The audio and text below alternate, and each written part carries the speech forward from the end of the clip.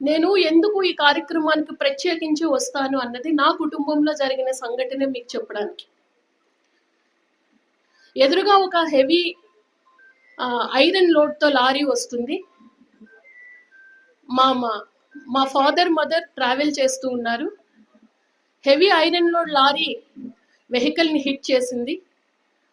మా తల్లి, మా అమ్మ ఎగిరిపడి డివైడర్కి తల కొట్టుకున్నారు. ఆమెను బతికించుకోలేకపోయాం. అంటే ఒక యాక్సిడెంట్లో నా తల్లిని నేను కోల్పోయాను. ఆ రోజు ప్రపంచం మొత్తం నాకు శూన్యంగా అనిపించింది.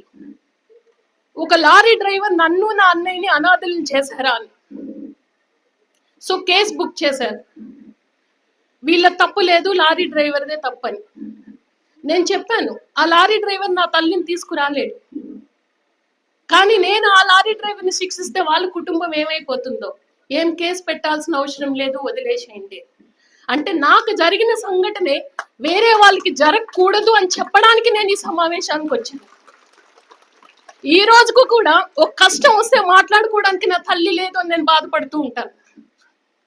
అంటే ఒక్కసారి ఆలోచించండి. ఈ బాధ నేను మీతో చెప్తే ఒక్కరు కాకపోతే ఇద్దరన్నా మారుతారు, డ్రైవింగ్ చేసినప్పుడు జాగ్రత్తలు తీసుకుంటారు అని చెప్పడానికి మాత్రమే నేను వచ్చాను. సో ఈ సందేశం ప్రతి ఒక్కరికి వెళ్ళాలి.